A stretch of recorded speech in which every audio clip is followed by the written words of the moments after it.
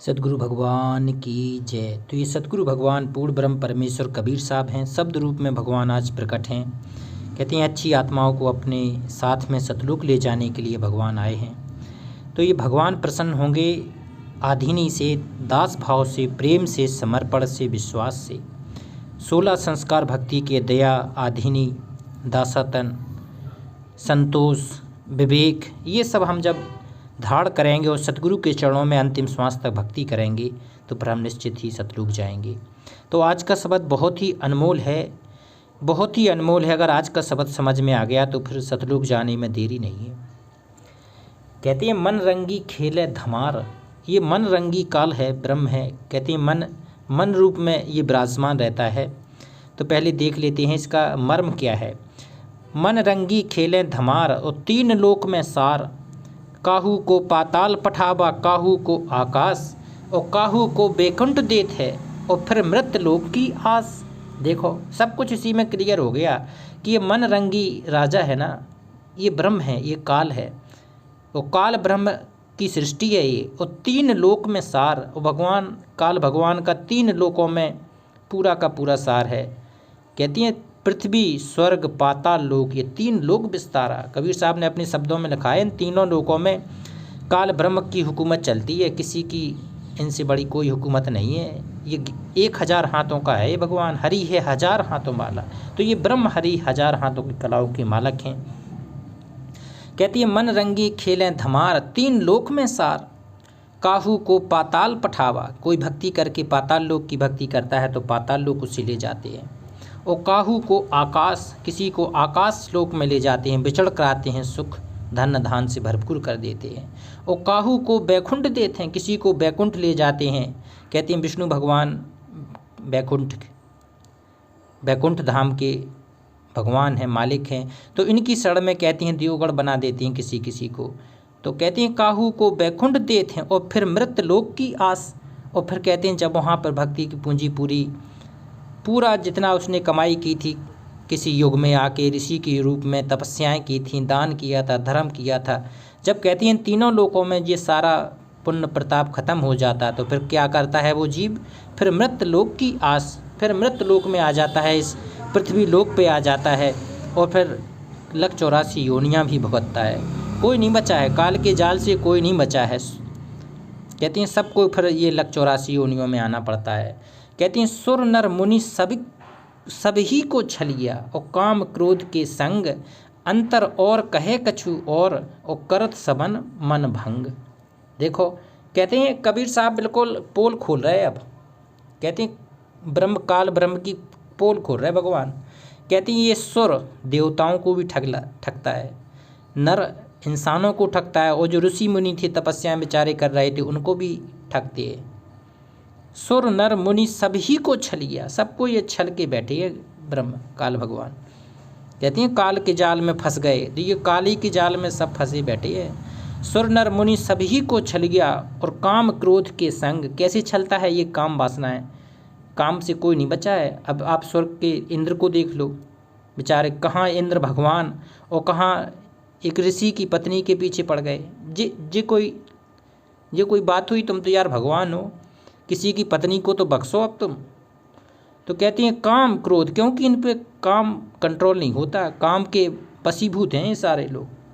काम और क्रोध भी आता है ना, एक से एक ऋषि मुनि देख लिए तो आपने, ऐसे ऐसे ऋषि मुनि थे कि बताओ कहाँ कृष्ण भगवान के पोते, कहाँ दुर्वासा ऋषि ने पोते को श्राप दे दी। वो कहते हैं उनकी श्राप से 56 करोड़ यादव आपस में लड़के मर गए। तो ये क्रोध, ये ब्रह्म की काल भगवान की संरचना है। काल ब्रह्म, काल का यही तो जाल है। कब किस में क्रोध बढ़ा दे, कब किस में काम वासनाएं बढ़ा दे और उसको छल लेता है। तो काम क्रोध के संग और अंतर और कहे कछु और, समझ में नहीं आती है। कोई लोग, कुछ ऋषि मुनि हुआ करते थे, कबीर साहब ने बताया कि ब्रह्म तक की साधनाएं किया करते थे, और ब्रह्म तक की साधनाओं में कहते थे वहाँ पूर्ण मोक्ष हो जाएगा ही। तो वहाँ पर 88,000 खेड़े बना रखे हैं, 88 सहस्त्र 88 दीप रचाए और हीरे पन्ने महल रचाए। तो वहाँ पर ऋषि मुनियों को ले जाते हैं, तो वहाँ उनकी भक्ति नष्ट करवाई जाती है। तो कहती हैं अंतर कहे अंतर और कहे कछु और करत सबन मन भंग, और सबका मन भंग करके कहते हैं सबको फिर इसी तरह के जो छलने का काम काल करते हैं। 19 बासर ममता उपजावत, और सुन लो पोल, और बाजी देत लुभा भुलाए, और 84 पिचकारी मारत जन्म जन्म भरमाए। कहती है निस बासर ममता उपजावत, ये काल के जाल में ही आती हैं, मोह ममता पैदा करना, बच्चों के प्रति इतना मोह हो जाना कि कुछ बच्चों के आगे फिर कोई समझ में नहीं आया, पत्नी से इतना प्रेम करने लगना, अटूट प्रेम करने लगना कि पूरा आसक्त हो जाना उस माया के प्रति, मोह के प्रति। तो ये भी जाल है। कहते निस्बासर ममता उपजावत, और बाजी देत लुभ भुलाए, जो आपकी मोक्ष की बाजी थी, जो भक्ति की बाजी थी, उसको भूल जाता है व्यक्ति। और 84 पिचकारी मारत, ले फिर करते क्या हैं, फिर लग 84 योनियों में डाल देते हैं। 84 पिचकारी मारत, ये पिचकारी है, और जन्म जन्म भरमाए, फिर एक बार वो लग 84 योनियों में आ पाता है तो फिर तो उसको कष्ट ही कष्ट है, घोर से घोर कष्ट उठाने पड़ते हैं इस फिर मृतमंडल में। क्योंकि मृतमंडल में ऊपर जाके पूर्ण मोक्ष ना करना, पूर्ण मोक्ष करने के लिए कहते हैं, कबीर साहब ने लिखा है, कर नैनो दीदार महल में प्यारा है। आपको सतपुरुष कबीर साहब के जो लोक है सतलोक जाना होगा। जब तक सतलोक नहीं जाएंगे तब तक फिर, और सतलोक में जाने के बाद फिर ये काल जाल से मुक्त हो जाते हैं, जन्म मरण के बंधन से मुक्त हो जाते हैं, आवागमन के जाल से पूरी तरह से मुक्त हो जाते हैं। कहते हैं 60 दर्शन पाखंड 96 देव, एक लाइन और जोड़ दी कबीर साहब ने कि 60 दर्शन जो भी हैं वे क्या कर रहे हैं, वो पाखंड 96, वो पाखंड कर रहे हैं, उनकी भक्ति पूर्ण मोक्ष की भक्ति नहीं है। कबीर साहब लिख रहे हैं शब्द में कि 60 दर्शन पाखंड 96, और भ्रम परियु संसार, ये संसार पूरा भ्रम में पड़ा है। और वेद पुराण सबे मिल गावत, वेद भी गा रहे, पुराण भी गा रहे, सारे सब कुछ गा रहे हैं कि कर्म लगाए लार, कि कहती हैं कर्मों का बंधन तो आपको काटना ही पड़ेगा, लेकिन कर्म, ये 60 दर्शन की जो विधि है, भक्ति विधि, ये पाखंड है, ये कर्म नहीं काट सकती आपकी। कर्म काटेगा आपका सच्चा सद्गुरु, पूरा संत आपको मिल जाए, और पूरी सच्ची भक्ति साधना अगर मिल जाए तो आपके निश्चित ही कर्म कट जाएंगे।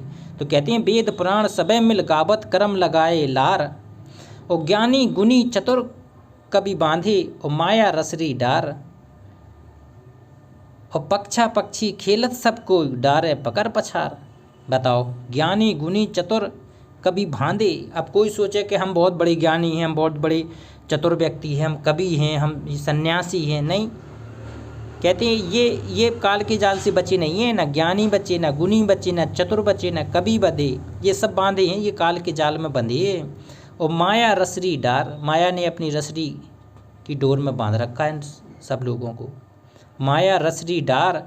और पक्षा पक्षी खेलत सब कोई, ये पक्ष विपक्ष की जो खेलने की आदत है ना जिसकी, कि हम इस पक्ष में हैं, हम उस पक्ष में हैं, हम इस पंथ के हैं, हम उस पंथ के, हम इनके साथ में जुड़े, हम उनके साथ में जुड़े, बेटा सब काल के जाल में फंस जाओगे। अभी इधर उधर की करने वाले, हम इसके पक्ष में हैं, हम उसकी निंदा कर रहे हैं, उसकी चुगली कर रहे हैं, बेटा घोर नरक में जाओगे। ये काल का फंदा छोड़ेगा नहीं अगर तुमने ज़िंदगी में किसी की भी निंदा कर दी, किसी की भी अपनी ज़िंदगी में अपनी निंदा कर दी तुमने, को किसी के मुख से अगर तुमने किसी की भी निंदा सुन ली तो घोर नरक के पापी बनोगे, पापी आत्मा। तो किसी की ना निंदा करनी है ना सुननी है, जो निंदा सुनाता है उससे 1 लाख कोस दूर चले जाओ अगर बचना है इस कबीर पंथ में। तो कबीर साहब स्पष्ट कह रहे हैं कि पक्षा पक्षी खेलत सब कोई, स्पष्ट है ये लाइन, नोट कर लो 4 बार इसको। पक्षा पक्षी मतलब पक्ष और विपक्ष, खेलत सब कोई डारे पकड़ पछार, पछार के काल अपनी नरक में ठोक देगा, अग्निकुंड में जलती रहना पर। कहते आंधर कर राखे सब हिनको ले, और आंखें फोड़ देगा, आँख जला देगा, ये आंधर अंधा कर देगा अगर पक्षा पक्षी में डटे रहे और कबीर साहब के मार्ग को नहीं समझे तो। आंधर कर राखे सब हिनको, और नैनन डार अबीर, और काल कुटिल जो छलबल मार है, आहा, कह दिया कबीर साहब ने कि काल है बेटा, उससे बचना इतना आसान नहीं है। वो छल से मारेगा आपको और बल से मारेगा आपको। अगर तुम छल से बच गए तो आपको बल से मार देगा, और बल से बच गए तो ऐसी चाल चल देगा आपके हृदय में कि आपको छल से मार देगा, आपको सतगुरु की नज़र में गिरा देगा। सतगुरु के प्रेम आपका अंदर से बिल्कुल समाप्त हो जाएगा। ये काल की चाल है। कहते हैं काल कुटिल जो छलबल मारे, नेक न बाको पीर। मतलब बिल्कुल भी पीर नहीं है, बिल्कुल भी किसी साधु सन्यासी देव ईशगढ़ किसी की भी पीर नहीं है कि हम किसी की भक्ति करके किसी को कष्ट उठा रहे हैं। नहीं, ये काल का यही परम जाल है, यही चक्र है। इससे कहते हैं कोई नहीं बच पाया। काल कुटिल जो छलबल मारे, नेक न बाखों पीर। कोई दया नहीं है काल के अंदर।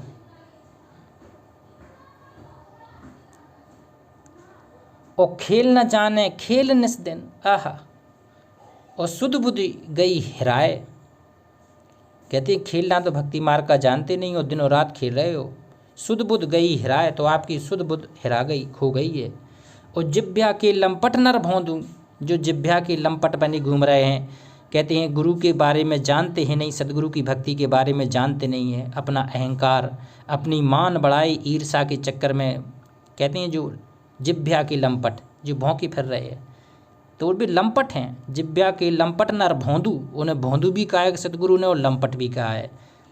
और मानुष जन्म गवाए, ऐसे मानुष अपना जन्म गवा रहे हैं जो ईर्षा में और अपने अहंकार में, अपनी गुणगान में मस्त हैं। कहते चीनो रे नर प्यानी वाको, वो सतगुरु को छीन लो। अब ये समय कुछ और चल रहा है। अब सतगुरु बार बार समझा के कह रहा है कि चीनो रे नर प्राणी याको, और निस्दिन करत अंधीर, और होई साह सब को घर मूसत, और 3 लोक को चोर। 3 लोक अगर निकलना है तुम्हें, इस काल के 3 लोकों से अगर पार हो के पूर्ण मोक्ष धाम पहुंचना है, सतलोक पहुंचना है, तो चीनो रे नर प्राणी उस सतगुरु को। सतगुरु शब्द सत्य कही निज कर, आहा, सतगुरु के शब्द को अब निज अपने हृदय में धारण करना पड़ेगा। अब सार शब्द आपको हृदय में धारण करना पड़ेगा। और जाते हैं संशय जाए, और संशय खत्म हो जाएगी जिस दिन सार शब्द आपके हृदय में सतगुरु विराजमान हो जाएगा।